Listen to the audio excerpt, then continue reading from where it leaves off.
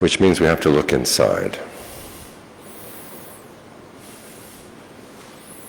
If your happiness depends on things outside being a certain way, there are other people who have their ideas of how things should be outside, and you're going to come into conflict.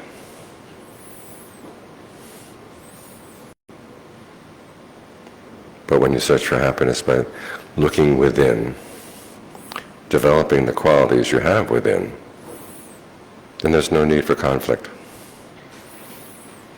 In fact, the more you can find true happiness inside, the more you'll have to offer to others. So tell yourself, may I find true happiness?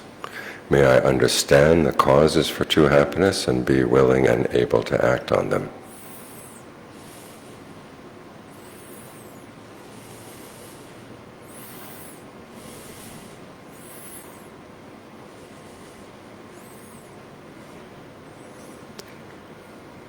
And then extend the same thought to others.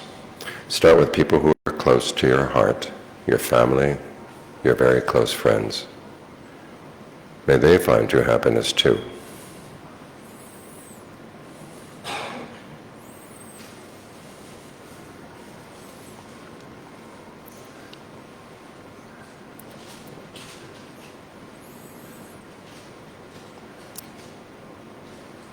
And then spread those thoughts out in ever-widening circles to people you know well and like.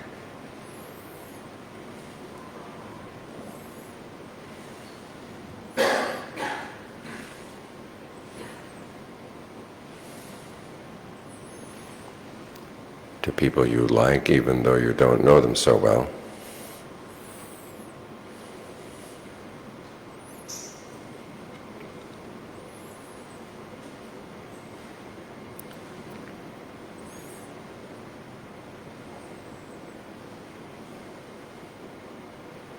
To people you're more neutral about.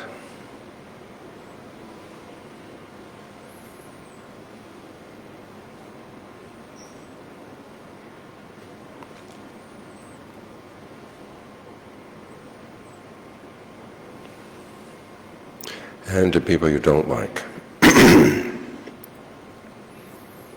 Remember, when you're wishing goodwill for others, extending goodwill to others, you're hoping that they will understand the causes for true happiness and be willing and able to act on them. And that's a thought you can have for anyone. If you have trouble thinking of some goodwill for some certain people, ask yourself, what would you gain by their suffering? Nothing. And it's very rarely the case that people suffer and reflect on themselves and realize how their suffering comes from within. Often when they suffer, they start blaming other people outside.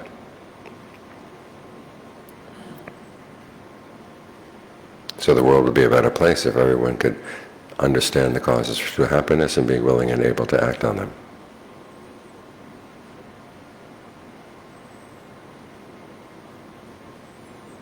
So be generous with your goodwill. Extend it to people you don't even know.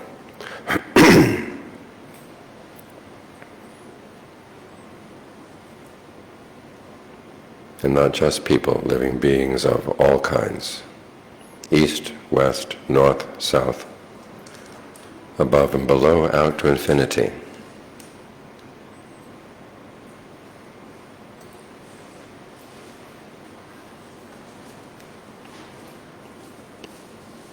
May we all find true happiness in our hearts.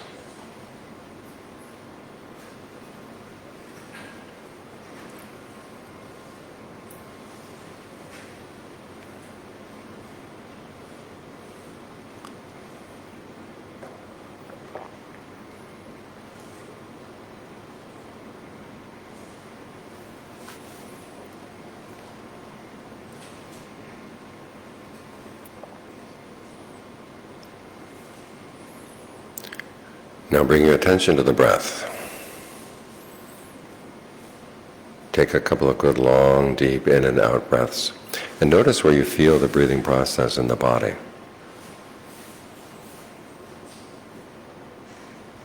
Because when we speak of the breath, it's not just the air coming in and out through the nose,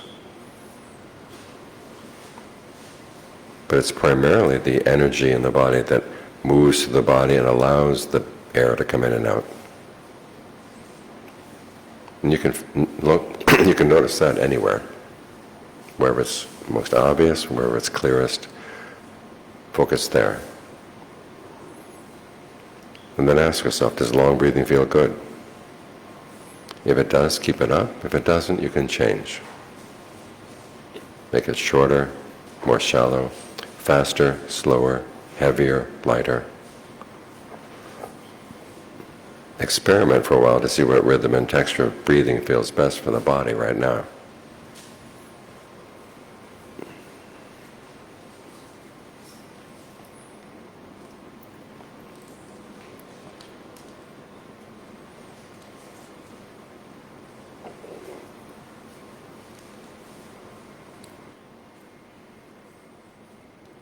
If your thoughts wander away from the breath, you don't have to follow them.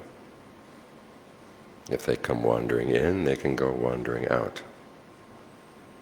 If you do catch yourself following them, just drop them. You don't have to complete them. You don't have to peer into them to see what they have to offer. Just let them go. And you'll be back right with the breath.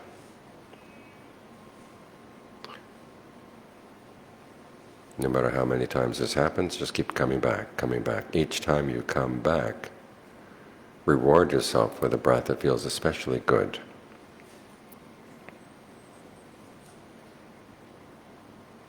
And then, of course, why limit yourself to just one breath? Keep on breathing in ways that feel really good inside. The more sensitive you are to the needs of the body in terms of the breathing, the happier the mind will be to stay.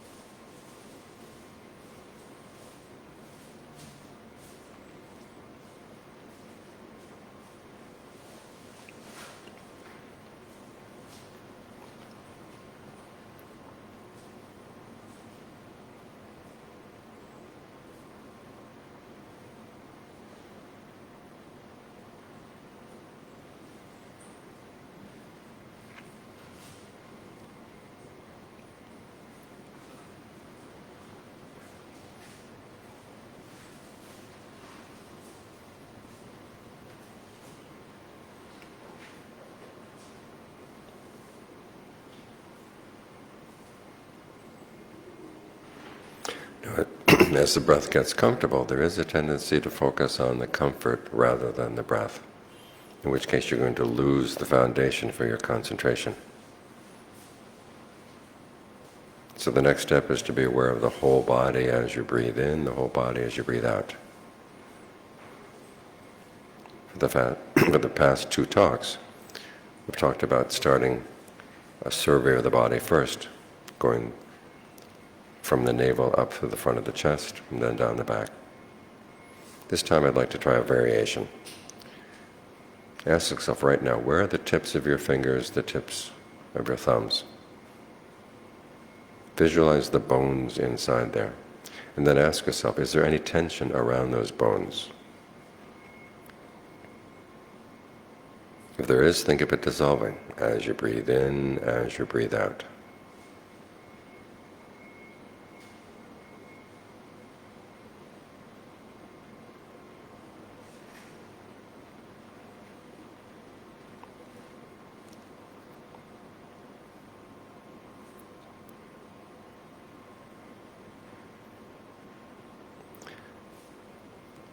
Then think of the bones in the joints, the second joints of each finger, each thumb. Where are they right now? You visualize them, then you locate where the feeling is in the body, where those parts of the body are. And then again, if you notice any tension in those parts of the body, allow it to relax, and see if you can keep it relaxed as you breathe in, as you breathe out.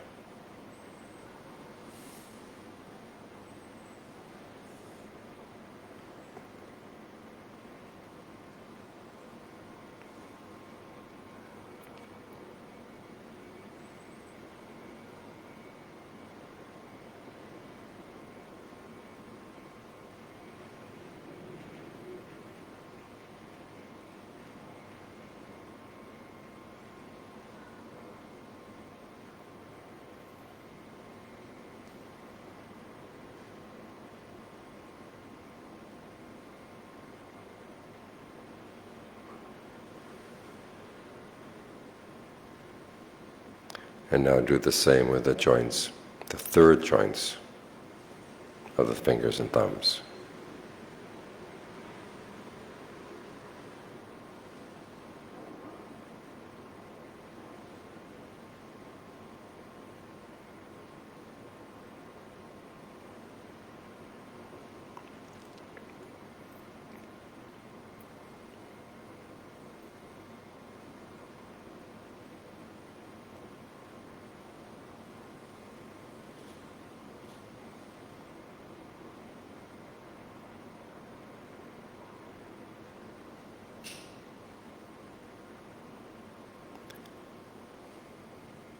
And now do the same with the bones in the palms of your hands.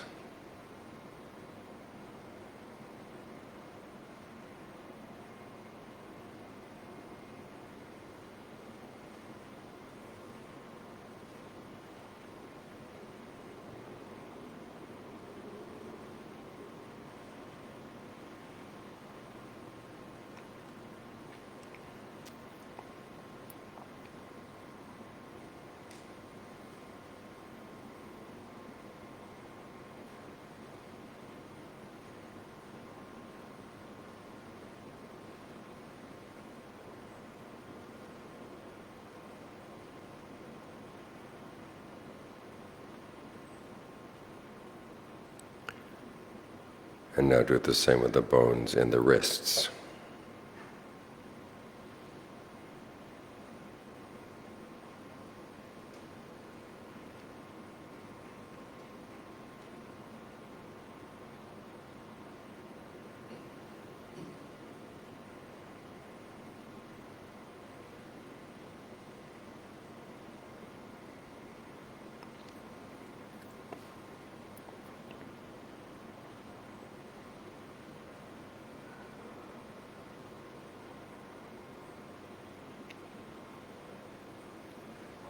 And now the same with the bones in the forearms.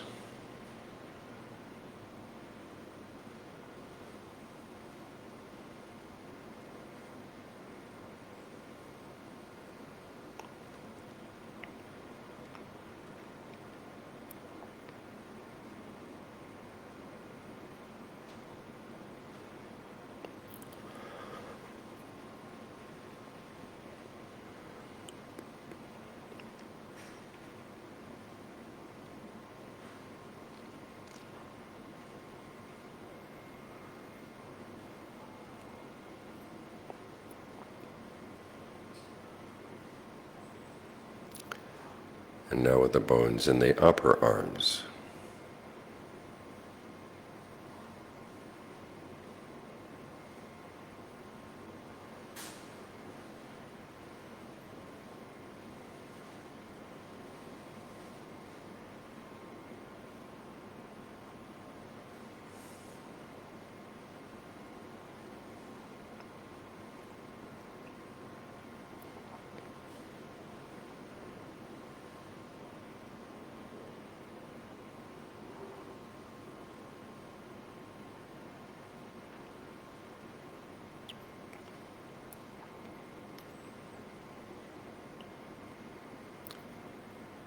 And now with the bones in the shoulders.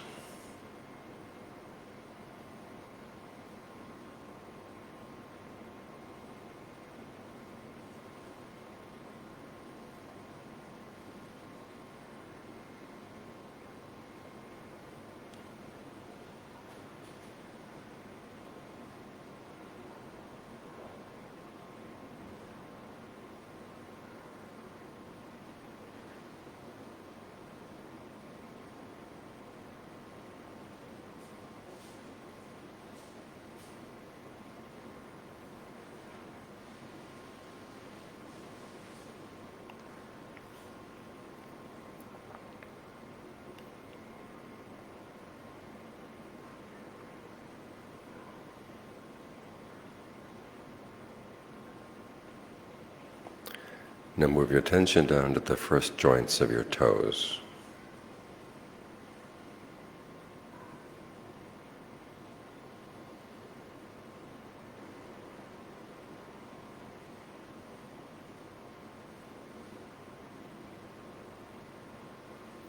And from this point on, you can continue the survey at your own pace, going up through the bones of the feet, the ankles,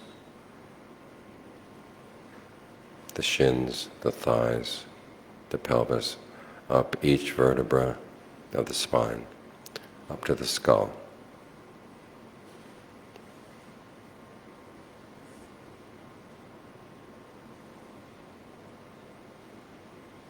And as I said, you can do this at your own pace. The more slowly you do it, the more you see of how you hold tension in the body and how you can release it.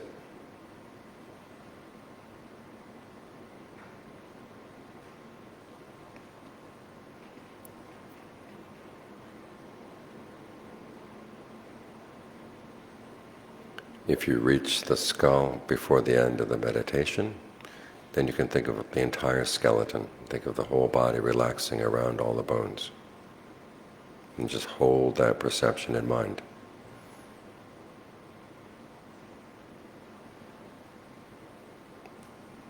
But if as you're going up through the body, you lose your focus, go back to whichever bone you remember was the last bone you were focused on, and resume your survey.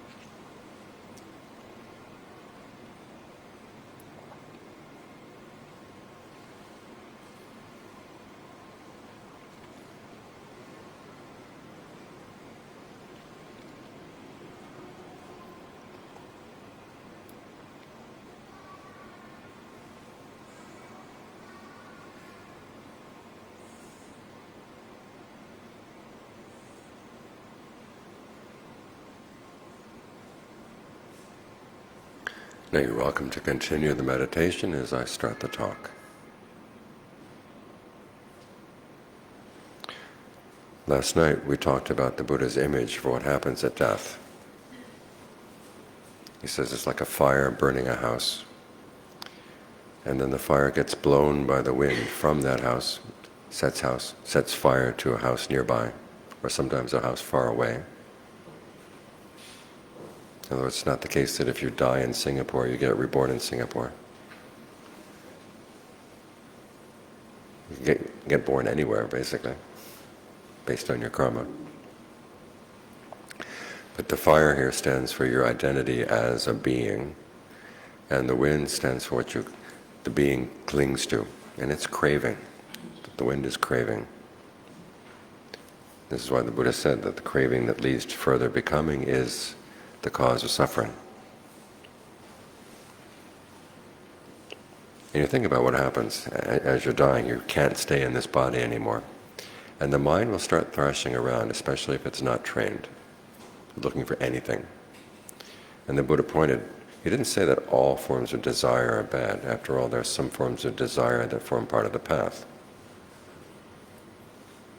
To let go of unskillful qualities, to desire to let go of unskillful qualities is part of the path, part of right effort. To desire to develop skillful qualities is also part of the path. Those desires, the Buddha said, are okay. He encourages them. The desires that lead to suffering are the ones that will grab hold of the mind as you're dying. One of the possibilities is what is called craving for sensuality. Now, sensuality here doesn't mean not so much sensual pleasures. It's the mind's fascination with thinking about sensual pleasures. You can do a thought experiment right now. Suppose you decide you want to have a pizza after the talk.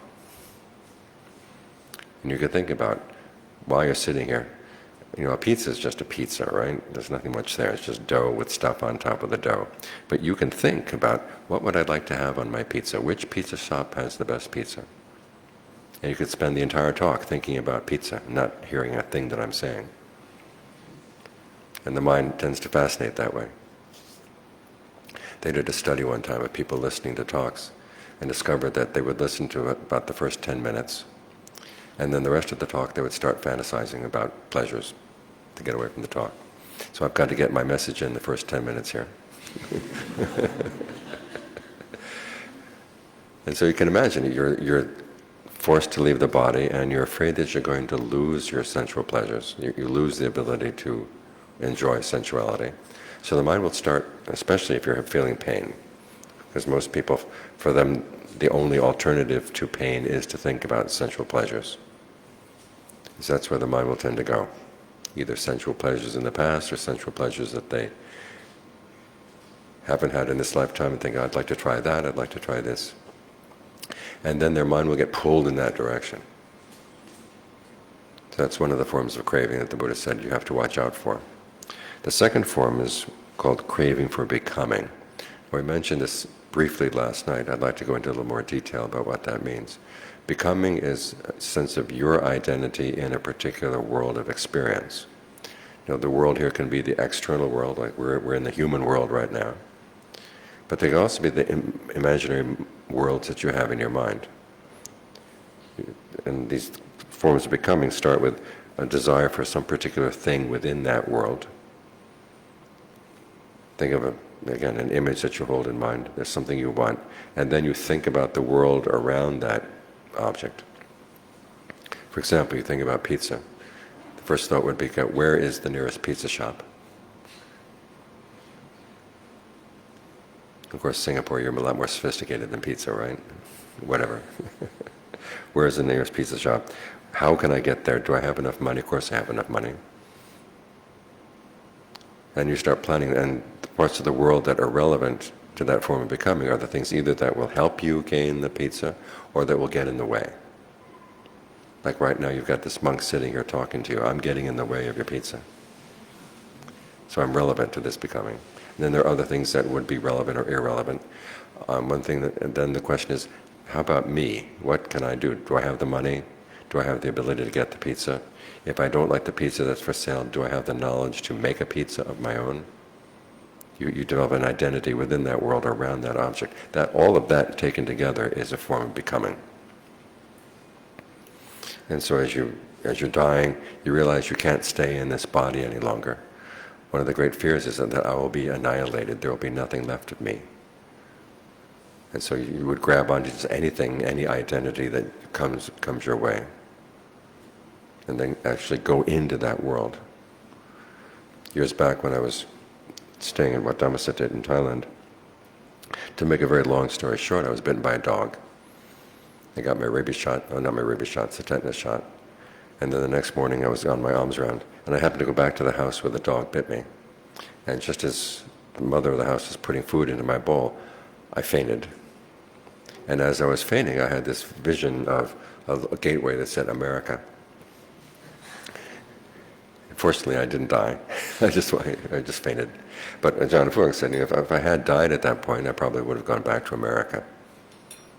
So your mind heads out to these things and is looking for some place to go because you realize you can't stay here any longer.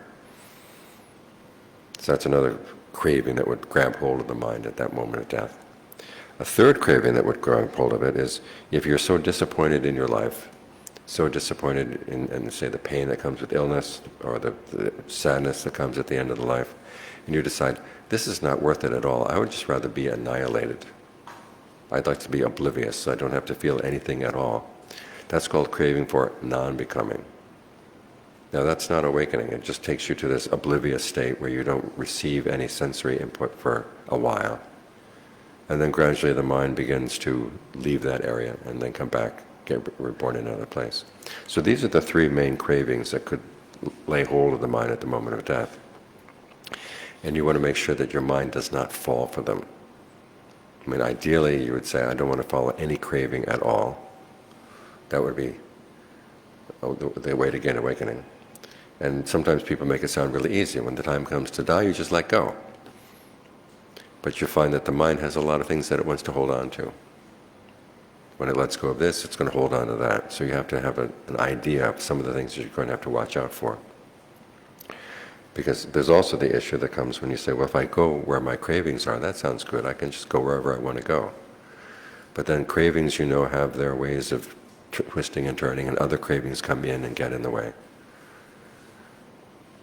So if you could decide, okay, I don't want to be reborn. I want to gain awakening, but other things will come in the way. So you have to have an idea of how to deal with these particular problems. The first problem, of course, is going to be fear. Someone once came to see the Buddha one time and said, okay, I don't think there's anybody who is not afraid of death. And the Buddha said, well, there are 4 reasons why people would be afraid of death, and if you can get rid of those 4 reasons, then there would be no reason to fear death. The first reason for fearing death would be losing your body. The second one would be losing sensual pleasures. You don't get to enjoy the sensuality you've had in the past.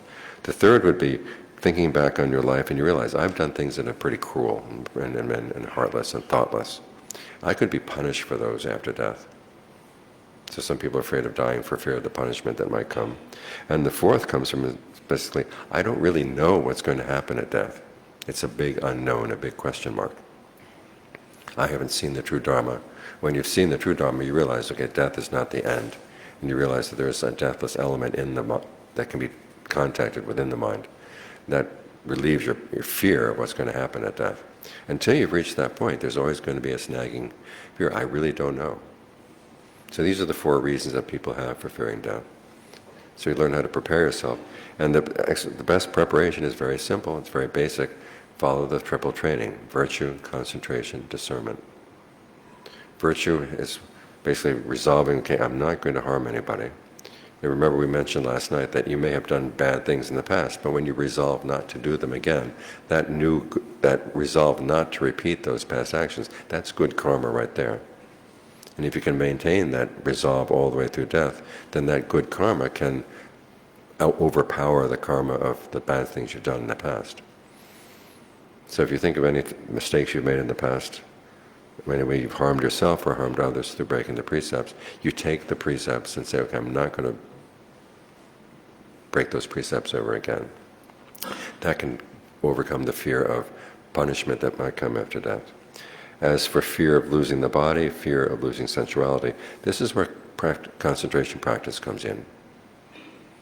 As I said earlier, for most people, their only alternative to physical pain or mental pain is sensuality. But when you get the mind into a good state of concentration, you find that there is a pleasure that can come that doesn't involve sensual pleasures at all, simply inhabiting your body with a sense of fullness, with a sense of well-being. That doesn't count as a sensual pleasure. That's the pleasure of form. And you realize, okay, this is a better pleasure. It doesn't have the drawbacks of sensuality. It doesn't have all the stickiness of sensuality. It's something that's actually more liberating.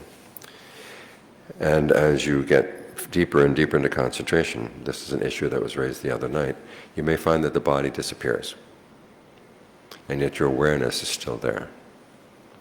And you realize, okay, I can still maintain my awareness even without a body. The awareness is something that does not have to depend on a body.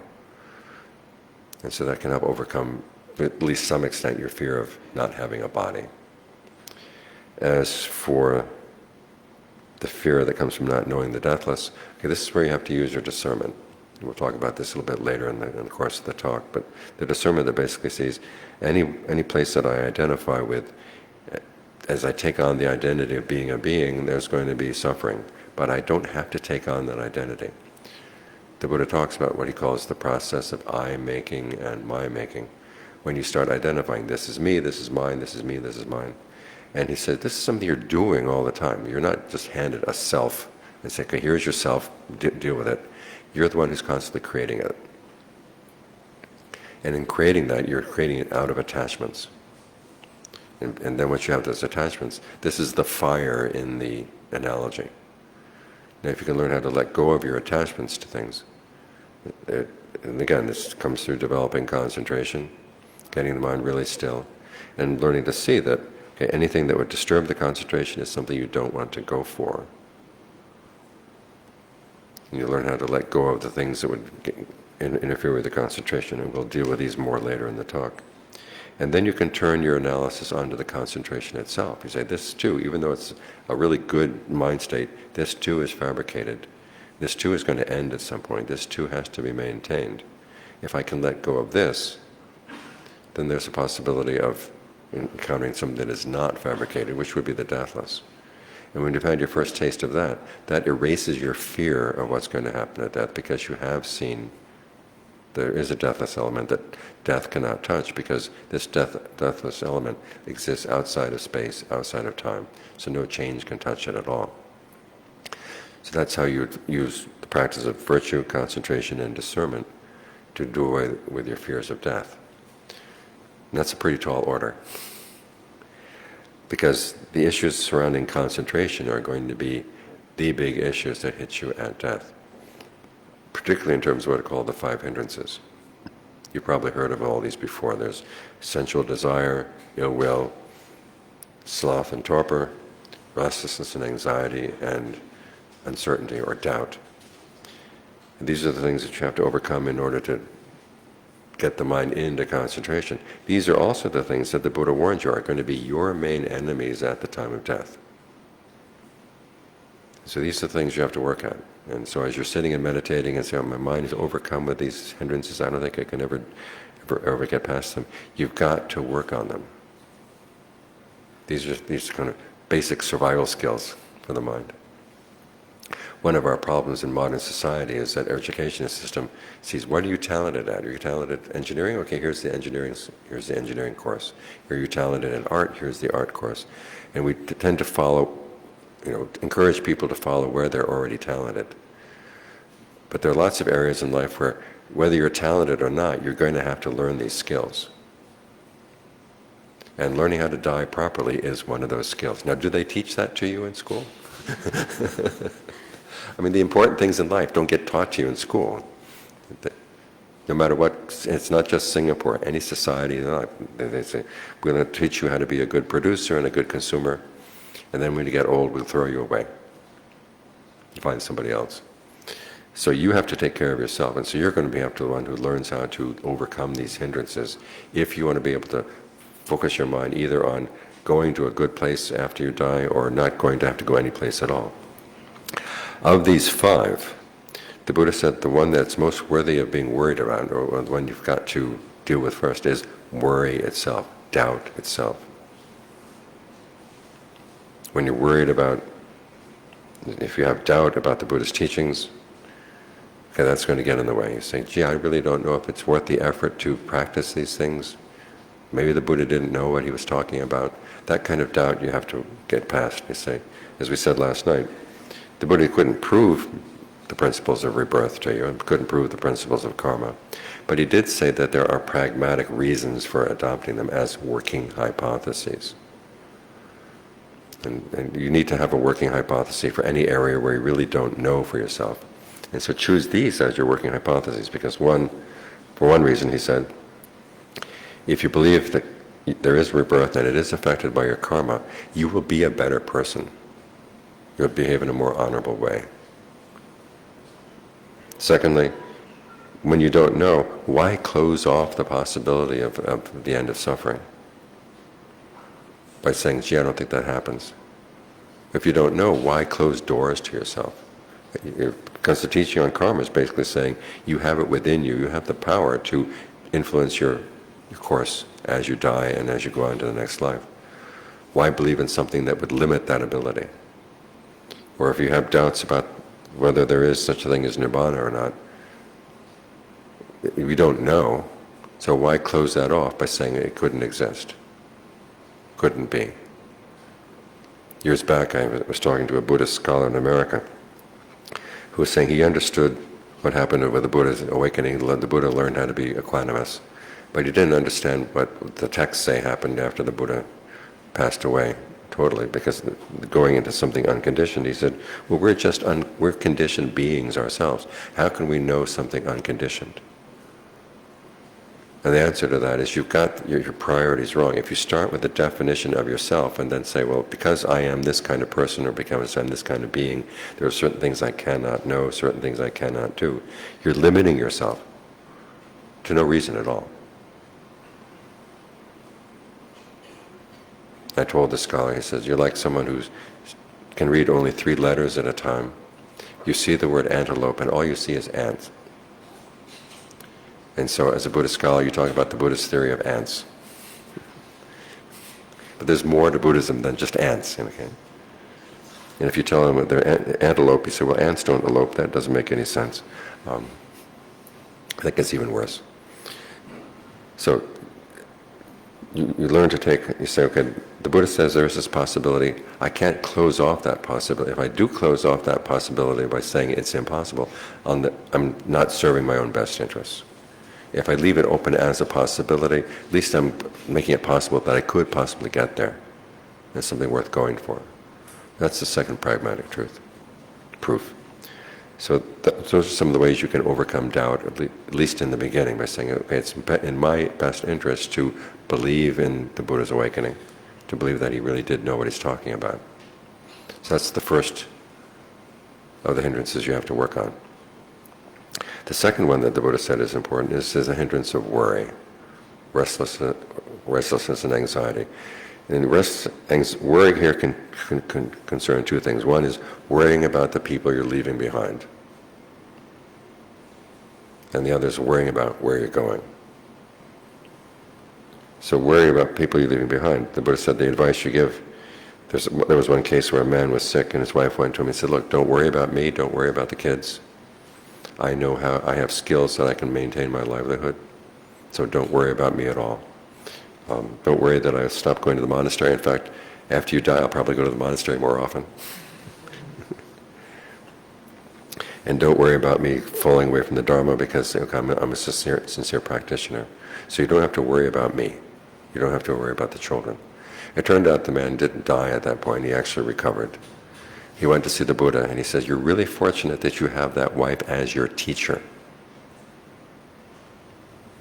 So this is basically advice on how to deal with people you know who are in the course of dying. Make sure that they're not worried about what they're leaving behind.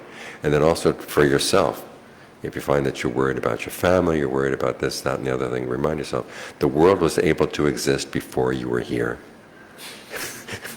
it will still be able to exist after you go. It doesn't have to depend on your being here to tell everybody how things should be.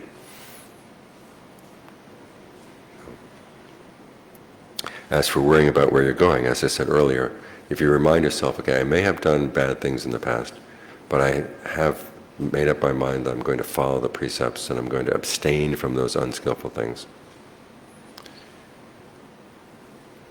And then the Buddha says, extend goodwill. This is one of his antidotes to this particular hindrance, is you have goodwill for all beings. Now the goodwill there is for the sake of other beings, so you have goodwill for them, because you've made up your mind not to harm them. Okay, this is going to strengthen that desire.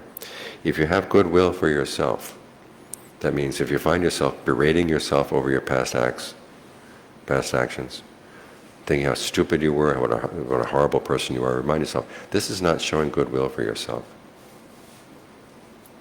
There is this tendency, I think a lot of us found this during the pandemic, where suddenly we're trapped home and you start thinking about your past, and oh my gosh, how could I have done those stupid things?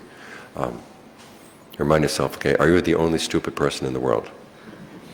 Everybody has done stupid things. Even Einstein did stupid things. So take some courage from the fact that, okay, stupidity is part of the game here. I don't have to get myself worked up about that, because if I'm concerned about my past mistakes, that's not going to give me the energy I need in order to not repeat them. Now there is this tendency which I call dog reasoning, which is that you think if I punish myself enough for having done those bad things in the past, then no punishment will come to me. It's like, you come from work, the dog has made a mess on the carpet, and it just lies there on its back like this, thinking if I look sorry enough, he's not going to beat me. There is that tendency in the mind. So you remind yourself, okay, this doesn't work. What does work is recognize a mistake, resolving not to repeat it. That's the best that can be asked of a human being. So you have goodwill for yourself, you have goodwill for others. In fact, goodwill is one of the Buddha's antidotes, not only for worry and anxiety, but also for doubt. He says, if you're not really sure about what the true Dharma is, at least you know that having goodwill for everybody is a harmless thing. It's a good thing. If you don't believe in anything at all, or if you doubt everything else, at least don't doubt this. And so focus on, if you have doubts about the Dharma, okay, I'll just focus on having goodwill for everybody. That gives you some strength inside. The third hindrance that would have you deal with, of course, would be sleepiness, drowsiness, torpor. This is going to be the most difficult one to deal with as you're dying, because, of course, the body is going to get weaker. And if your death is not sudden, you're going to find yourself getting weaker and weaker and more sleepy. That's a natural part of dying. The unnatural part comes, of course, when they give you painkillers. Because many of the painkillers do make you drowsy as part of the effect that they're going to have on you. And so what you want to learn in order to counteract that is what we talked about last night, was learning how to stand up to pain, how to be able to relate to pain in such a way so that even though there may be pain in the body, you're not feeling threatened by it. You're not feeling that it's invading your mind. And the more you're able to be with pain without feeling threatened by it, the less painkillers you're going to need. I mentioned last night the woman who had cancer of the liver, and they offered her all kinds of painkillers, and she said, no, I don't need them. And she'd been able to develop her meditation that well, so that, okay, when the pain came, she was able to relate to the pain in a way where she's not identifying with the pain, didn't identify the pain as having invaded her body, could see the pain as something separate from the body, and both the body and the pain is separate from the mind. When you're able to do that, you can be a lot more alert. It's when they see you moaning and groaning, they're going to shoot you full of painkillers, and you're going to get more sleepy. Now the Buddha doesn't say don't take painkillers. There are some cases where the pain is really overwhelming, but the more you're able to deal with pain, the less they'll have to give you. My teacher had another student who had cancer, and she had many cancers. There's a long litany of, first it was First it was her bladder, then it was her kidneys, then it was her liver. And it just kept moving around the body. And I don't know how many operations she had. And I visited her, though, one time after she'd had a kidney removed. And it was the day after the operation. She was sitting up in bed, and she looked perfectly normal. And I said, "Is there pain?" She said, "Oh, yeah, there's pain, but I don't go there." And she didn't look like anybody like she was in pain at all. So it is possible through the meditation to learn how to be with pain and not suffer from it, as I said last night, using the techniques that I offered you last night. So this is one of the things that's going to help. So they don't shoot you up with painkillers. So that you'll be able to resist the temptation just to drift off and get drowsy. This leaves two other issues, which are ill will and sensual desire. With ill will, of course, the antidote to ill will is developing goodwill.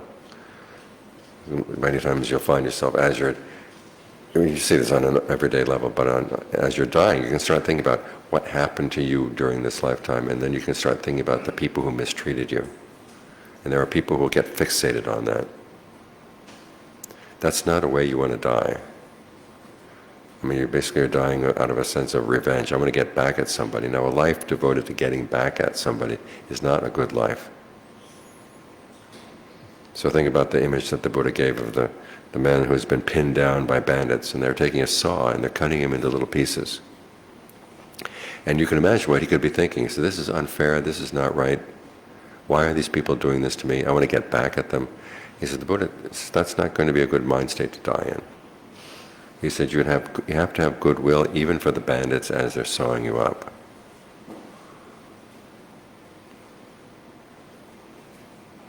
And then he says, hold that image in mind. And his first reason for teaching that image was cases of people, saying nasty things to you. He says, if you keep this image in mind, you can remind yourself, at least they're not cutting me into little pieces. They may say horrible things about you, and they may treat you unfairly. He says, at least they're not cutting me into little pieces. The Buddha says to have goodwill for people who are cutting me into pieces. I can still have goodwill for this person. Now this is something you have to work up to. Because there are sometimes when people have mistreated you, and you just say, I just can't have goodwill for that person. Then you ask yourself, do you have goodwill for yourself? That would be part of the mind. I don't care. And when you deal with that state of mind, then the Buddha would recommend, it's not the most honorable line of thinking, but he said, you think about the fact that if I act on my anger, I'm going to do stupid things. And we've seen this all around us. People out of anger say things and do things that are really not in their best interests, long-term interests, but they do it just because out of the force of that moment they feel, I want to do this. So suppose I do something stupid, that's going to please my enemy. Now, do I want to please that bastard? And the answer is no. Okay, so because I don't want to please him, I'm not going to act on my anger. That's called using spite to overcome anger. It's not the most skillful mind state, but sometimes that's what you need when you're so upset. And then after you begin to calm down a little bit, then you begin to realize, okay, this is really not helping me have this ill will. The old image of anger is like a burning coal. If you pick up the burning coal to throw at somebody else, who are you burning first? You're burning yourself. So you remind yourself, okay, by focusing on this anger, by focusing on this ill will, wanting to see this person suffer, I'm actually creating suffering for myself. So here's another case where you want to develop goodwill to counteract that particular hindrance. Then finally, of course, there's the hindrance of sensual desire. As I said earlier, when you're dying and you're in pain, this is one of the escapes that people find. Just think about some sensual fantasy, and then the mind will tend to go in that direction. So you have to use what powers you have of concentration, but also remind yourself, sensual pleasures are not really all that reliable, and they're not all that safe. The Buddha gives lots and lots of analogies for sensuality. And this is probably one of our various hindrances and our various defilements, this is the one that probably thinks it's the most clever. that I'm able to fantasize about a sensual pleasure, and maybe I'm able to, based on my fantasies, I can give rise to that sensual pleasure. There's a lot of pride that goes in sensuality. You've got to work on seeing that, okay, it's really kind of stupid. Years back, I was invited to give a talk in a university in America to a religion class. The professor was an old friend of mine from school. And then after I had given the talk, a week later he got in touch with me again. He gave me some of the reactions that the students had. And there was one woman in there who was said she was really surprised to find that there would be a monk who would be intelligent.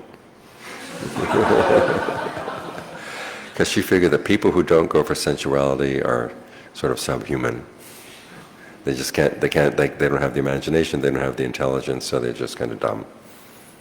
And so that shows you the pride that goes with sensuality.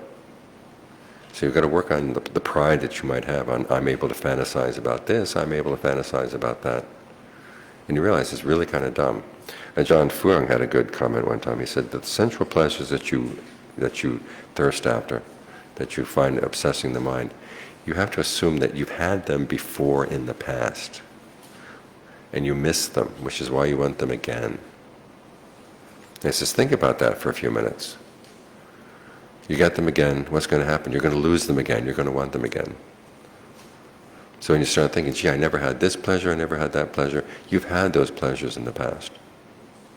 Just assume that. And if you go for them again, you're going to lose them again and miss them again. And it's just an endless cycle. So learn how to view your sensual pleasures in that light.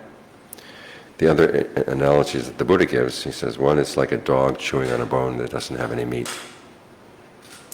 I mean, it doesn't get any nutrition out of it at all. You can think about sensual pleasures, there's no nutrition there.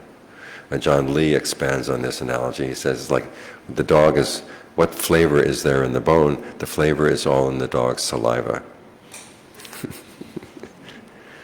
So when you're fantasizing about a sensual pleasure, you think, this is my saliva. Changes the equation. He says it's like a bead of honey on the blade of a knife. Okay, there's a little bit of pleasure, but there's a lot of danger.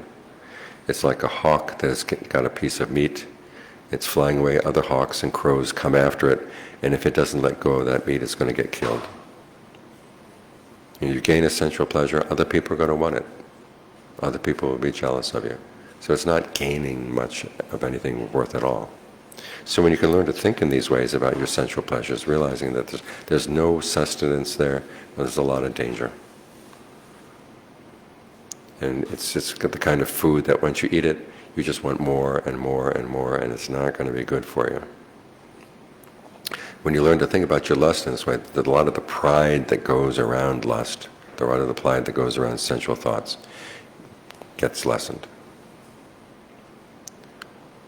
So these are some of the hindrances that could come at the moment of death. This is one of the reasons why, as they say, when you're practicing meditation, you're practicing how to die. When you're dying, worry will come, or doubt will come, or sloth and torpor, ill will come, sensual desire will come. And you need to have ammunition to use against these things. So instead of just having a blanket statement saying, well, just let go of everything and you'll be okay, specific things will come up, specific defilements have their specific hooks. And the way to deal with each of these defilements, the Buddha gives you a five-fold processes. One, when you see them come, what sparks them? What's the origination? Say anger comes. Okay, what sparked the anger? Now sometimes we'll say, well, so-and-so did this. But you might ask yourself, is every instance of that going to make you angry? Why does this particular instance make you angry? Now some cases it may be because you expected something better out of that person, or you placed your hopes in that person. Some of the cases though, it's just you're looking for something to get angry about. And this person provided the excuse. So it's not just that things outside are happening to us. Sometimes the mind is in the mood to get worked up about something. So you have to ask yourself, okay, what sparked that inside? Because when the Buddha is talking about origination, he's not talking about things outside. He's asking, what inside you will cause that to happen? And then the second question is, can you see it pass away? Because say anger arises. It's not the case that anger lasts for 24 hours without break. It's going to have its moments. It comes in a few moments, and then you drop it. And then for some reason you pick it up again. What happened? When you dropped it, why did you drop it? There's a famous story in Thailand. There was a monk, Jokun Ubali, was a friend of Ajaan Mun's, but he was a monk in Bangkok. And he had a reputation for having a very sharp tongue. In fact, some of the wealthier people in Bangkok would go to see him. He said, well, nobody at home dares speak to me in harsh terms. He'll speak to me in harsh terms. I need a good lesson. Well, there was this one woman one time who had lost her son. And she was really upset because she had only the one son. He was in his early 20s. And she felt a great loss for having at his death. And so she went to see him to see if he might give her some comfort. And she said, I can think of nothing but how much I miss my son right now. And he said, you're just saying that because you want other people to be impressed with your grief. She was shocked. How could he say that? So she didn't even bow down, she left. And she went home. And she was angry for about an hour until she realized during that entire hour she did not think about her son. All she could think about was how angry she was at Jokun Ubali. So she went back and she bowed down. It just goes to show, sometimes we drop our one particular defilement because we have another defilement. But our defilements don't last 24/7. They come and they go and they come and they go. So you want to see that. When they come, what sparked them? When they go, what did I let go of that made me lose interest? And then when they come again and again, okay, ask yourself, why is it that the mind goes for them? What is the allure? Now in the case of anger, you say, well, I really don't like my anger. But then part of the mind does like anger. You feel that you have a certain amount of power, you feel you have a certain right to say things. Your feelings of shame and compunction just go out the window.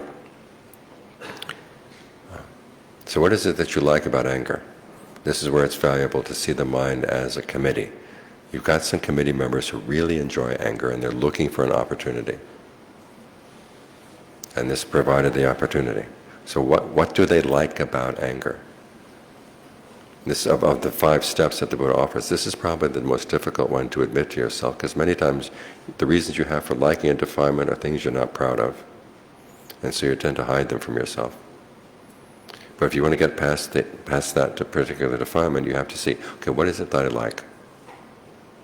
And sometimes the mind will give a reason, but it's not the real reason. So you have to keep coming back again and again and again to this. And then the 4th step is to look for the drawbacks. If I follow through with this defilement, where is it going to take me? What harm is this going to do to me? What harm is this going to do to other beings? And then when you can compare the allure with the drawbacks, and you finally see the allure was really stupid, it's not worth the drawbacks, that's when you develop dispassion, and that's when you let go. So those are the 5 steps for overcoming any particular defilement. Seeing the origination, what inside you sparked it to begin with. Seeing its passing away. When it passed away, what also passed away with it. So you can see the connections. 3rd is, what is the allure? Why did you like it? 4th, what are the drawbacks? And then the escape is dispassion. Now, dispassion is one of those words that people don't tend to like much. It sounds kind of gray and dull. So the best way to regard it is basically growing up. There are things that you liked as you were a child, but then you begin to realize there's really nothing there. You've gone beyond it. And that's basically the Buddha's attitude towards, first, anything that's going to pull you away from the path.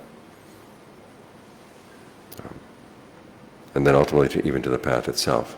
But you don't let go of the path until the path has done all of its work. You can make a comparison. Did we talk about tic-tac-toe the other night? Tic-tac-toe is one of those games as a child you found fascinating until you began to realize there are only so many ways you can play tic-tac-toe. And you figure them all out, and once you start, you know who's going to win. And you lose interest. You never play tic-tac-toe again unless you want to teach it to a child. But for your own sake, you don't find any enjoyment there. So that's one form of dispassion. We say, okay, I've seen all the alternatives, all the possibilities. There's nothing there. That has nothing new to offer to me. That's one form of dispassion. The other form of dispassion is chess. You can get really good at chess, but what does it accomplish? There's nothing much there. You can learn all the techniques, and you're never going to know all the possible ways of playing chess. But you begin to realize, what do I learn from playing chess? I just learned how to move these pieces around, but when I win, what have I done?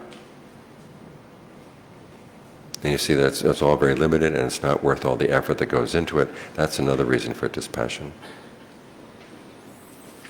We had a visitor at the monastery last month. He was an Israeli. He had played on the Israeli handball team. And they'd gone to an international competition one time, and they'd won. They did much better than they thought they would. And then he woke up the next day and he said, "Is this all there is? You win, but it's what, you know?" So he gave up handball. Now he's going to become a monk. So that's dispassion. You see that there's really nothing there. So when you can see your defilements, that there's really nothing there that's worth the effort that goes into it, that's when you let go. So you focus on the path so that you can get past these hindrances and all these other things that would ultimately, otherwise are just going to take over and pull you down. Because when we talk about what happens at death, it's not like somebody's going to be there holding their hand telling you what to do. You have to remember these lessons. You have to maintain your mindfulness. You have to maintain your concentration. There's a lot of skill that goes into dying well. So you want to work at those skills so that even as your mind begins to fade as you're dying, you still have some skills you can fall back on. As I said, these are the skills you need for the survival of your well-being. You're not just going to sit there and say, "Well, this is the way death is. Isn't this interesting that this is what death is like?" You're not a passive observer. You're an active participant, and you want your active participation to be skilled, so you're not causing any harm to yourself. You're not going to cause harm on other beings. So you want to work on these skills to overcome your fear of death, overcome the hindrances that would get in the way, so that you can overcome those kinds of craving that would pull you to places you don't want to go. Now ideally, as I said, given the image that the Buddha gave of the fire, you want to learn how to put out the fire. And if we have questions about that, I'll be happy to answer them. But the first thing you've got to learn how to do is, how do I control this wind so that it doesn't pull me in ways that I'm going to regret afterwards? And it's something where you can make a difference. All too often we hear the Buddhist teachings on karma as basically saying, well, whatever's going to be is going to be, there's nothing much I can do about it. That's not the case. He taught karma in such a way to say, okay, there are things you can do. You can really make a big difference in your life as you live it now, and also as you prepare for dying to go on to the next life. So look at the skills you have and see, where are my skills lacking? And then you can work on building up those skills. This is why the Buddha said, when you focus on the present moment, it's not just to be in the present moment, it's because to remind yourself, one, death could happen at any time, and two, there's work that has to be done to prepare. And this is a moment where I can do that. Each time you breathe in, each time you breathe out, whether you're sitting and meditating, whether you're out working out in the street, working in an office, whatever you're doing, you can always make sure that your mind heads in a skillful direction. You can do that work. And that determination that no matter what, I'm going to try to choose the skillful alternative, that's what's going to see you through. That's what you can hold on to. Ajaan Mun, toward the end of his life, gave one last long Dharma talk. And he ended up by saying, it's like going into battle, and you use your discernment as your weapon, and you use your concentration and mindfulness as your support, the food and things that the soldier has. What I always found interesting was, who is the soldier? And he said, the soldier is the determination not to come back and become the laughingstock of your defilements ever again. Okay, I don't want my greed, aversion, and delusion to say, ha ha ha, I got you this time. Again and again and again and again. Maybe someday you'll get to laugh instead. And when you have the last laugh, that's when the last laugh is good. So that's my talk for tonight.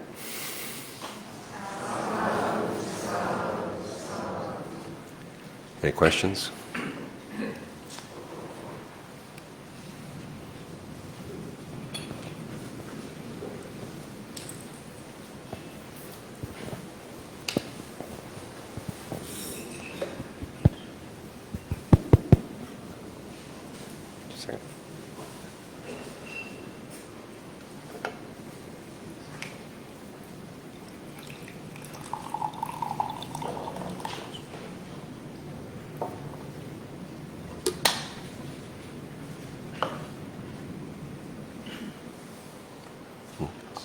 Bhante, we are all lay people, so we have our worldly pursuits, and maybe we have other concerns like learning, appreciating the final things in life. How do we balance all these final worldly pursuits with our practice? Because our practice should be very urgent, since death, illness, and old age are coming. But how do we balance this with our worldly pursuits? Okay, the first thing is make sure that worldly pursuits don't go against the precepts. I mean, this is something you can do as you go through the day. And there's one of the big temptations of the precepts, the Buddha said the most important one is against lying.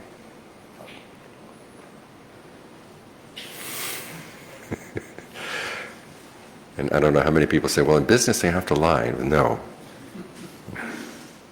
I'll lose the contract. We'll lose the contract. It's much better to lose the contract than to lose your precepts. You know? But one day sometimes we do lie to protect people, and we do not want to disclose certain confidential things. Okay, well that's how you don't have to lie, you just say it. You find ways of not giving that information. You know, what did so-and-so do the other day? And pretend you didn't hear the question.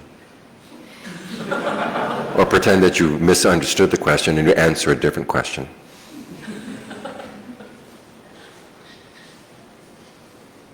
I'm serious.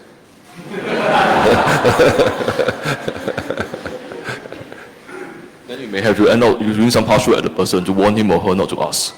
It will be very unpleasant. What is this? I mean, if you have to use this way, right, in the end, right, you have to use harsh word, which is also another unskillful speech. To warn the person to not ask this question again, it's very unpleasant also. Okay. I don't understand what you're saying. So, I mean, this is a word. Learn how to avoid giving information. Don't give false information, but learn how to avoid certain information. And also learn how to think to yourself. When I was teaching in America, sometimes this issue comes up, and some people say, well, what about X? In Massachusetts, the question was, what about my filling out my tax forms? If I tell the government how much money I'm making, they're going to use that money to finance wars and things. And in California, the question is, what if my friend comes with an ugly dress and says, how do I look? That one's easy. Just think about it. She looks better dressed than she does undressed.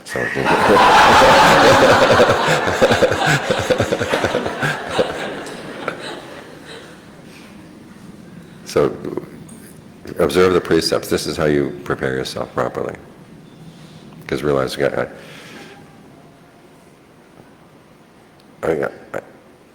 just tell somebody, I just can't tell you that information. You don't have to act smart. You just say, I can't tell you that information.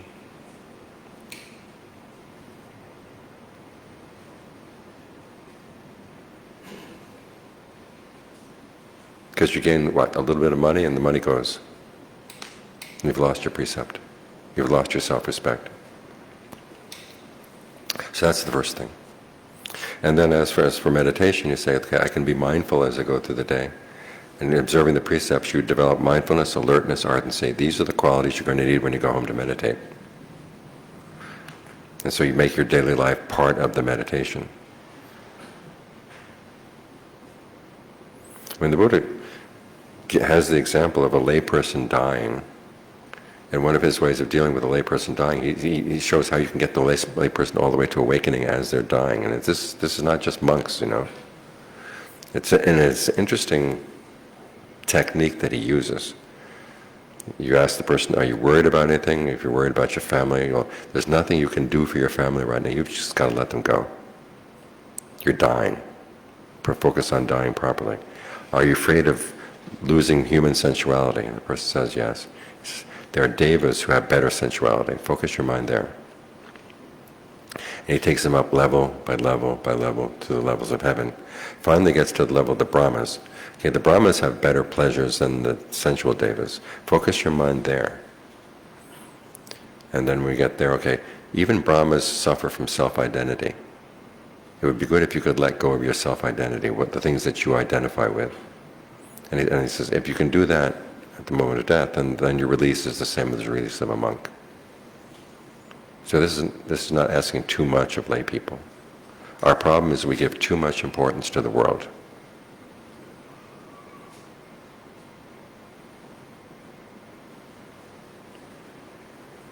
And does the world give us importance? No.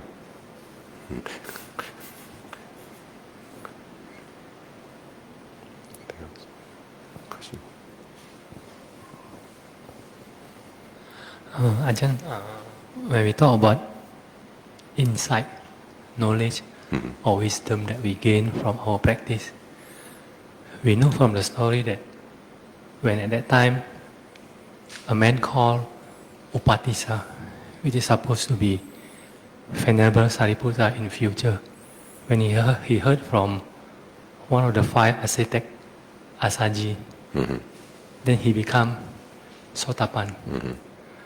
May I know that actually what happened when hearing what Venerable Asaji say?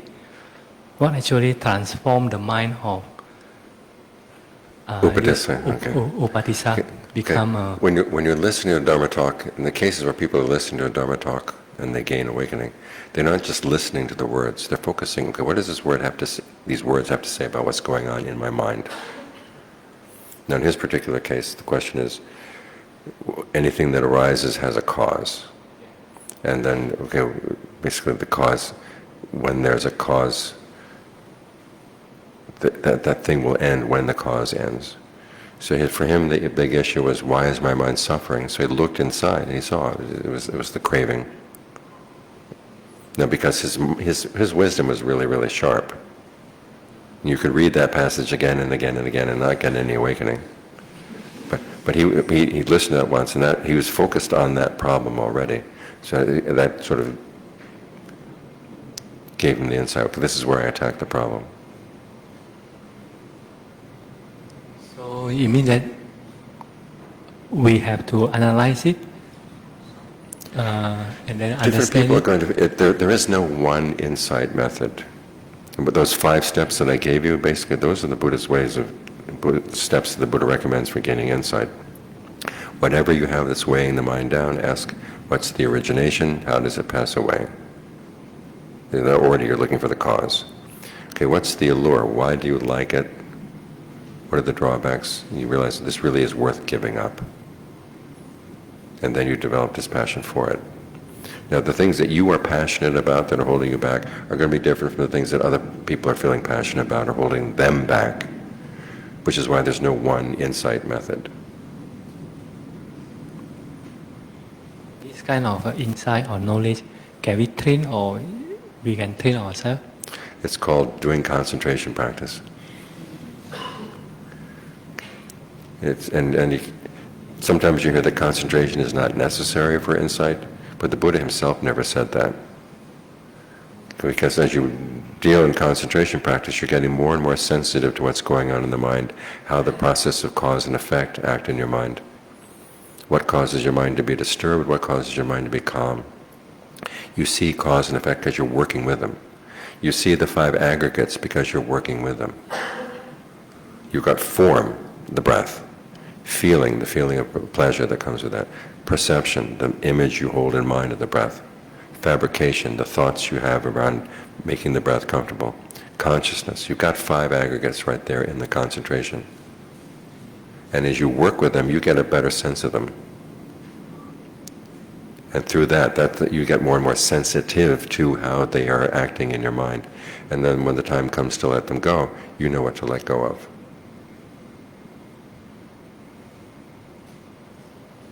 So work on your concentration.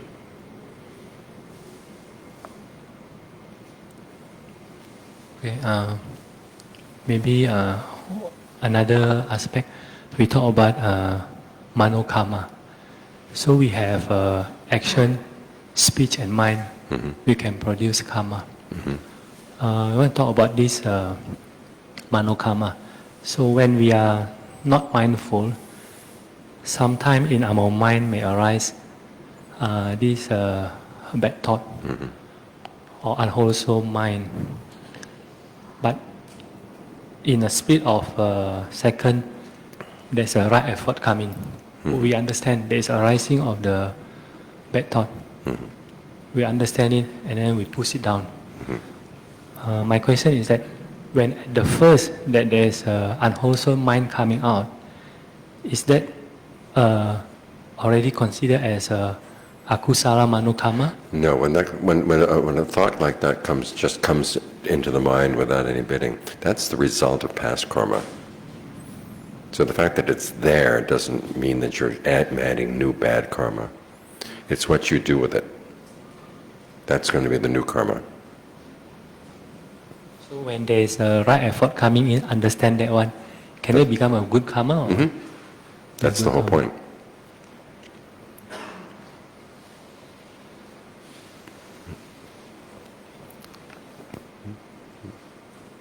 There's a hand out there.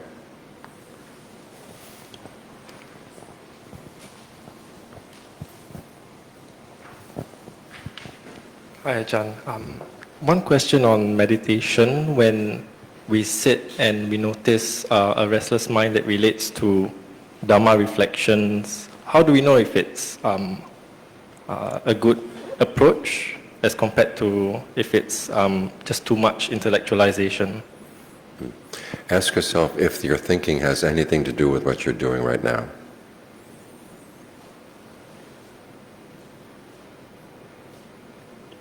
If it's thoughts that pull you away from observing what's going on inside, okay, that's too much intellectualization. But it's like, does this insight reflect on something I'm doing right now? Can I apply it to my mind right now? And if not, just let it go. Okay, thank you, Ajahn. Ajahn, why the fourth precept is more important than the first precept? What? Why the fourth precept, why is it? the Musafada is more important than another precept? Okay, if you kill somebody, then they're just dead once, right? But if you lie to them, sometimes they will believe something that will cause them to do bad things for a long time to come. You have to be very careful. And it's interesting that the Buddha points this out. He says, if you feel no shame at telling a deliberate lie, there is nothing that you would regard as not doing, that you couldn't do. That's the sign. When you look at somebody else, if they feel no shame at telling a deliberate lie, stay away from that person.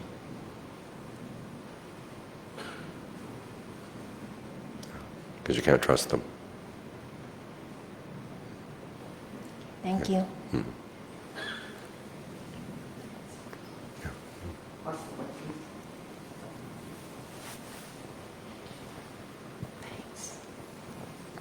Ajahn, thank you. I probably have got 3 questions.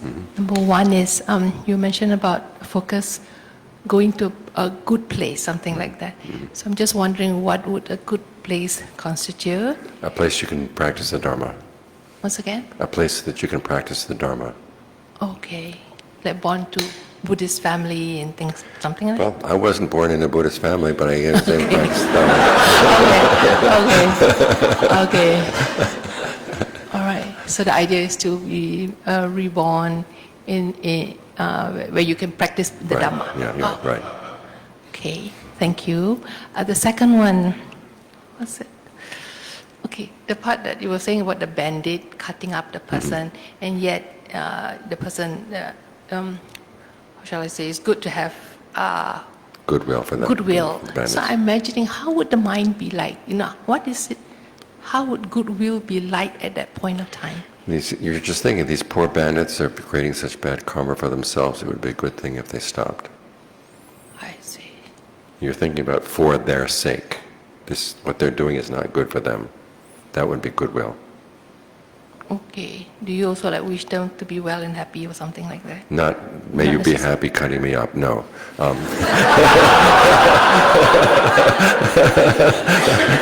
May you realize this is a bad thing you're doing. Make it stop cutting me up. But it's for your sake. I'm not concerned about this body. If I have the karma that I have to be cut up, that's my karma. But don't you take on that karma. Okay. Then the third one is you could have said something along that line, but I didn't really catch it. The idea I'm asking is, how can one make peace with oneself and others, especially when time is short? Okay, basically to be at peace with yourself and others is realizing that time is short. How can I help this other person? How can I help myself develop in skillful qualities? So you don't regret having wasted your time. Because the regret for wasted time is one of the big things that disturbs the peace of mind. You realize I could have done good, but I didn't do it. I could have controlled my actions when I was thinking of doing something bad, but I didn't control them. I just let it out. You feel bad about that.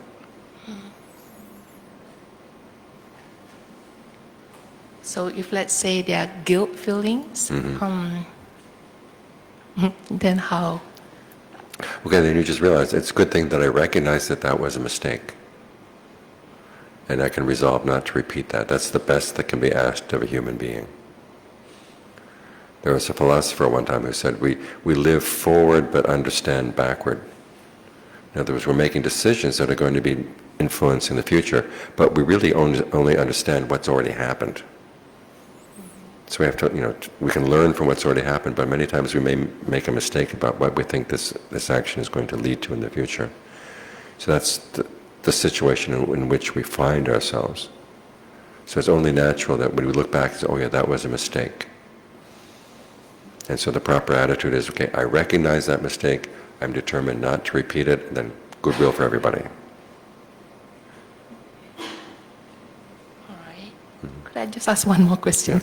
The idea about painkillers, you were saying, I think the idea I got is that we should try not to take painkillers that will cloud our mind.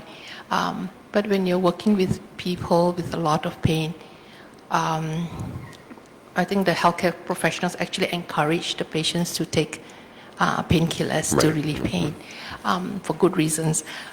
There are also, if I'm not mistaken, there are also probably monks that encourage that, say, go ahead, take the painkiller more for self-compassion.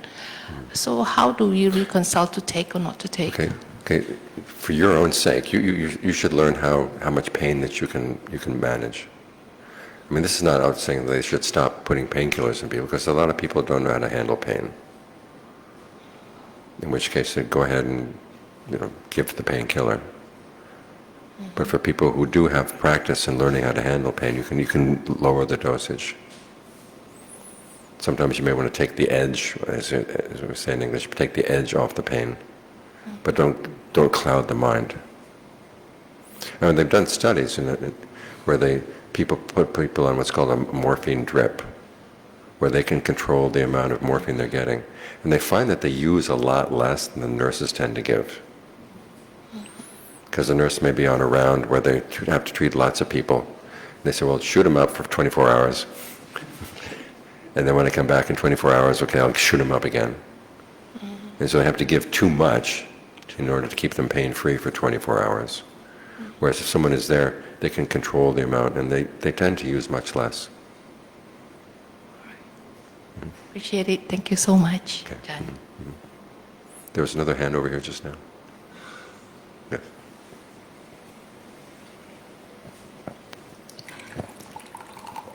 Ajaan, regarding facing the sensual pleasures, I have this committees that says that you just hold up, you just practice kanti. The committee that says about the drawbacks usually are not very strong, but I have one committee who is very twisted. He would just say that, you just succumb to this once, and then you have all the chemical endorphins into your brain, and then you'll be fine. Instead of just keep thinking about it, and then you would say is that, as long as you succumb to this more enough, and then you will get this passion about it. It's just like you have enough of, you crave for pizza, and you have a lot of pizza, and then you wouldn't have it for a long, long time. This is why we keep getting reborn again and again and again. Tell that committee members, I've listened to that enough, I've heard that reason enough, and it doesn't work. And if it tells you, well, you're going to give in to me in 5 minutes, so why don't you give in to me now? Just get it over with, and say, well, I don't know what I'm going to do in 5 minutes, but right now I'm going to say no. And then it comes back in 5 minutes and say, no. 5 minutes, no. And then it's going to threaten you. It said, if you don't give in to me, I'm going to get bigger and bigger and bigger. The way it does that is that it takes over your breath energy in the body and makes it hard to stand. But now when you learn how to do breath meditation, you say, I'm going to take my breath back. I'm going to control the way I breathe. And you realize these things come and they go. And they don't add up. Because that's the image they like to threaten you with. Because if I come once, I come twice, and 3 times, and it's going to build. So you come once, you just come once. You come the second time, it's still just one. It comes the third time, it's still just one. And you breathe through the tension.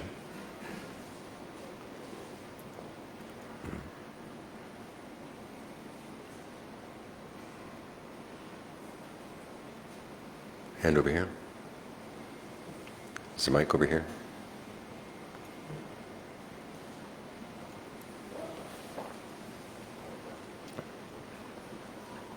Hi, Ajahn. Just now you shared with us how to control the wind. Is there something? Yeah. Just now you shared with us how to control the wind. So, is there anything to say about the flame and the houses? About the what? Oh, just now you talking shared about with us how to controlling the control the wind. Yeah. Is there anything to share about the flame and the houses? Building the houses? Just about the houses and the flame. Is there any way to control those? Okay, well, last night I was talking about how to build good houses around you by developing conviction in what the Buddha taught, practicing virtue, practicing generosity, practicing your discernment. These things are the good things that build good houses for you in the future. The Buddha also gives a list of what he calls the 5 strengths. These 2 will build good houses. Again, it's conviction, persistence, mindfulness, concentration, discernment. You can work on these qualities. So that if it turns out you can't stop the wind, at least go to a good house. You've got good houses around. Just be very careful that you don't build a lot of good houses and then say, to hell with that, I'm going to go someplace else.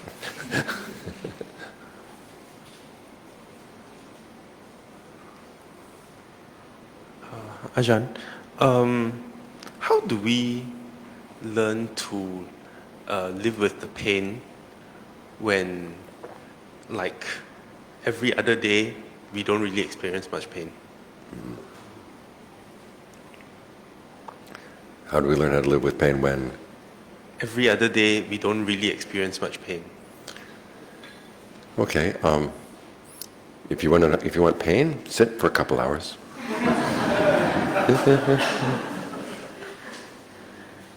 And then you realize, and that's the ideal pain to work with, because you realize, okay, this pain doesn't mean that I'm harming my body. We had the question the other night about, fearing that your legs are going to fall off. Your legs are not going to fall off.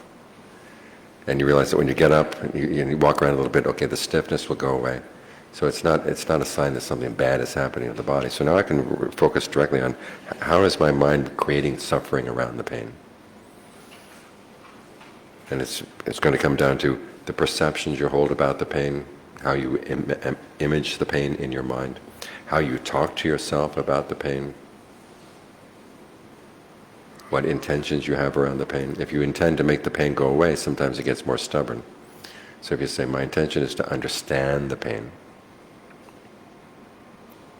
and that's going to come down to understanding, how do I perceive the pain, what perceptions add more problems to the pain that don't have to be there.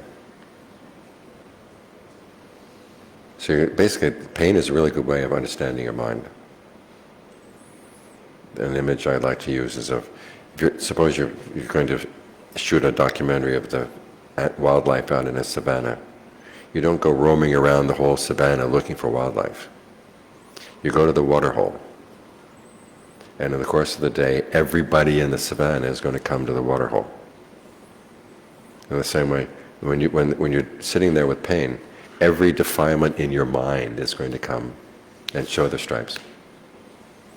And you begin to realize, okay, these are the things that I'm telling myself that make the pain worse. Why do I believe them? Why do I hold on to them? Why do I keep repeating them to myself when I can let them go?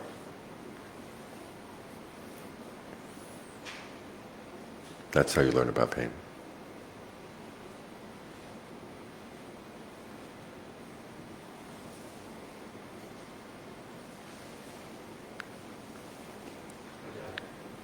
Ajahn, in the booklet that you've translated for Ajahn Lee's instructions on meditation, a small booklet, there was a part where you explained about when the mind being refined enough and focused enough, you redirect it to past life. Would you be able to elaborate on that, please? Okay, this is one of the talents that Ajaan Lee had. I don't have it. But basically, you get the mind into the fourth jhana, and then you pull out a little bit and you ask these questions. You go, what can I learn about past lives? So you're not totally in the jhana, but you're just pulling out slightly. And you can ask these questions. And some people, when they do that, they get answers.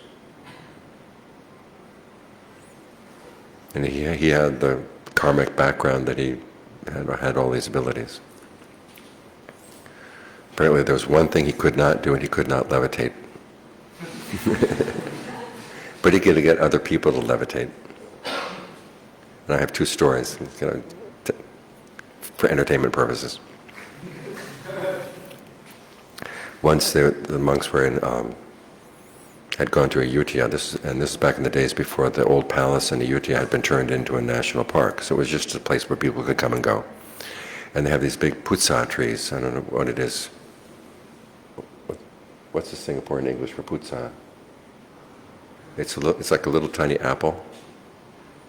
And then the trees are huge. They have these big limbs that spread out very far. And so the monks were sitting, meditating one night in a circle under one of these trees. And they'd brought along a young boy named Manun. He was about 13, 14 years old.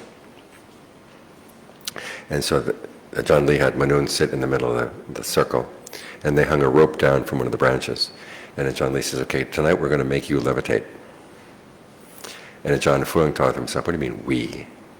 You are going to make him levitate. And so they told Manun, okay, if you find yourself coming off the ground and you feel scared, hold on to the rope. And so they sat there, and all of a sudden, sure enough, comes up off the ground. And Manun realized he was levitating. He didn't have the mindfulness to grab hold of the rope, and he fell down. And Ajahn Fuang said he couldn't sit down for a couple of days after that. That was the story Ajahn Fuang told me. There was another story that I heard that Ajahn Fuang had told Ajahn Mahabua about another time. They were sitting in a circle like this, and Ajahn Fuang begins to notice that the monk next to Ajahn Lee was coming off the ground, back down. Then the next monk, off the ground, back down, around the circle. So Ajahn Fuang said, he's not going to get me off the ground. And so it comes the monk next to him, up off the ground. And then he was just like this force coming up under him. He's no, earth element. And so that stopped. And then the monk next to him, off the ground. And then as they finished the meditation that night, Ajaan Lee turned to John Fu and said, "Stubborn?" So if you want to know how to do that, ask Ajaan Lee. There's a hand in the back.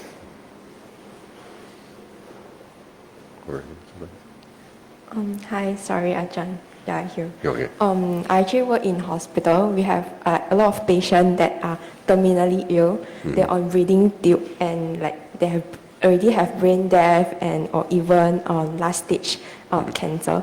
So we actually have to remove the breathing tube for them. So just wanted to ask, like, if we are the one that remove the tube, right? Do we break the precept, like first precept? No. Because the first precept means you're not cutting off the life faculty of how long they would live without assistance. Now here you've been giving them assistance, and you realize, okay, they're brain dead. You remove the assistance, they're going to die on their own. You're not killing them. Okay. Sorry, there's still another question. For those that terminally ill patient, right, we will tend to give very, very, very high dose sedation, fentanyl, propofol, and everything, so that they can pass peacefully. So do we like commit any do we break the precepts also? Because yeah. No, you're not breaking a precept again. And again, there's some people who just cannot handle pain. The advice I'm giving tonight is for what you can do so that when you become a patient, you can ask for less. Thank you, Ajahn.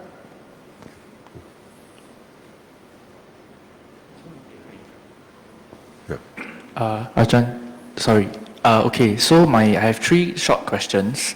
So I'm an educator, a teacher. So when we talk about precepts, like when I deal with the youth, a lot of times they will, we get into some philosophical discussion. How do we frame the 3rd and the 5th precept to them such that it creates a positive, they can see that it's positive? Because nowadays they feel that if they don't try, they won't know. So they, in Singaporean term, is die also must try. Try until they know it's bad, then they will stop. But how do we frame it to them that that's unskillful? Because it's stupid to say, I'm not going to see that this is harmful unless I see that it's harmful for me. You see the harm that it does for other people. That's the wise person, is someone who sees other people engage in this kind of activity and it's causing them harm. So do I really need to prove this again to myself? Okay, thank you. So the second question is, I had a parent. The parent drinks, but he doesn't want the son to drink. So his strategy is when he turns 18, he's going to ask all his good friends to make his son so drunk and then take a video of him when he's drunk so that he will be so adverse by that situation that he won't want to drink ever again. So my question is that a skillful way of getting the son not to drink? Not especially, no. I'd say get the parent really drunk and take a video of him.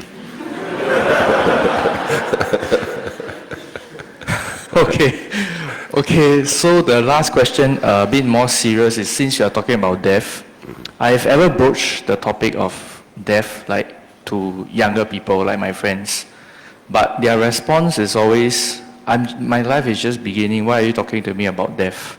So how do we broach the topic in a positive way that they can see that knowing that death is around every time, anytime, is something that's good for them to know? Okay, well, there's that idea that I'm too busy living my life, I can't think about death. But then the question of, okay, when death comes and what's going to happen at death is something you have to think about, so you can actually decide what is a good life to live.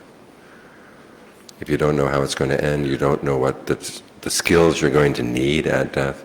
For most of them, they don't think you don't need any skills to die, you just die.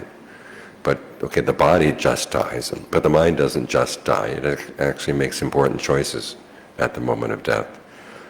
And so if it hasn't been properly trained, it's not going to be making good choices. Okay. The Buddha gives the analogy of the dirt under his fingernail. one day he just took a little dirt under his fingernail. He says, which is more, the dirt under my fingernail and the dirt in the earth? And the monks say, well, of course, the dirt in the earth is more. And the Buddha says, in the same way, human beings who, when they die, go to the lower realms are like the dirt in the earth. Those who stay on as human beings or go to a higher level are like the dirt under my fingernail. That's pretty scary. Think about how many people die unskillfully. And so you guys say, okay, there are certain skills I'm going to need, and I don't know when I'm going to need them. I might need them tomorrow. It's not only, decrepit old people who die. Some people, they're born and they die within a few hours. And all the way, people can die at any age. So tell them, okay, death is something that requires skill. And so you're going to need those skills. Okay, thank you, Ajahn. There's a hand behind. Can you pass the mic to the back? Got it. Thank you, Ajahn, for your teachings. My question is... Just so, Pass it to you afterwards. yeah, go ahead. It's with me. My question is related to meditation. Sometimes when we meditate, the mind becomes very glad. But should we maintain that gladness, or should we make it more still? This is in relation to, especially like if death comes, or Okay, well, the skill of learning how to make your mind glad is a skill that's worth developing. So when the gladness comes, don't just throw it away. Learn how to maintain it.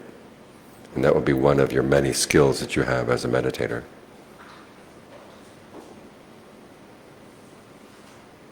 There'll be other times when you're meditating and the gladness doesn't come. But you say, okay, at least I know how to maintain my mindness without the gladness as well. So you want to develop several skills as a meditator, not just one. But that is an important skill to have. Thank you so much, Ajahn. Mm-hmm. Okay, last question in the back. Right at the back. Please pass the mic right to the back. Way to the back.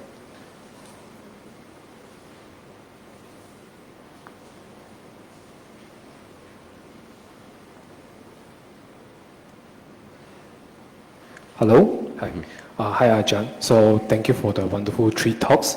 So my question is, how can we cultivate the right view in daily so that we can have the correct, so-called like correct verification in our daily practice? Thank you. Okay, right view in daily life means realizing that if you're suffering, it's not because of what other people are doing, it's because of your way of processing your experience in the world. And so don't go around blaming other people for your miseries. I mean, other people can be behaving really, really poorly, as we see all around us. But that doesn't mean that we have to suffer from that. That's basically what right view comes down to. The suffering is inside, and we can treat it inside ourselves. So that being said, when we have the right view, being compassionate toward others, and we form the fabrication to ourselves that people are also suffering, then we just be good to them and be good with ourselves as well. Yeah. Right? And to whatever extent if you see someone else is suffering and if you can give them some useful advice that they're willing to take, that's the way of showing compassion. It's interesting, the Buddha says, when you break the precepts, you're harming other people. If you want to harm, when you break the precepts, you're harming yourself. If you want to harm other people, get them to break the precepts. And conversely, if you want to help other people, learn how to get them not to break the precepts. That's the best way of showing compassion. Okay. That was short. We have time for one more.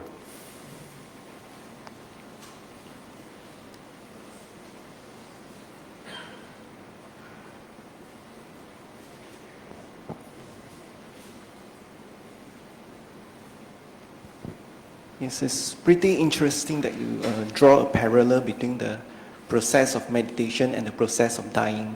And yesterday you mentioned this book, Straight from the Heart. I remember that Mahabua Nana Sapano, Ajaan Mahabua. Ajaan Mahabua, sorry, honorifics, yes. Ajaan Mahabua shared his meditative experience, which sounds pretty advanced. That when his mind collected together, everything collects together and his thoughts outflowing, he experienced this very luminous, unbounded state of mind that is totally free of all kinds of defilements. And yeah, obviously he's teaching it to that terminal cancer patient, like sort of like nudging her towards that direction. So is that the end state that we are all aiming for?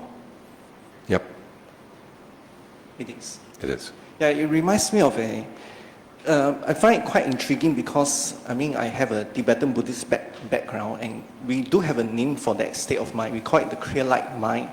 Okay, well, there are different luminous states of mind. There's the luminous mind of concentration, there's the luminous mind of the awakening mind, which is totally unfabricated. And so you've got to test it, because when you hit the luminous mind of concentration, if you don't test it thoroughly, you may assume that it's the awakened mind.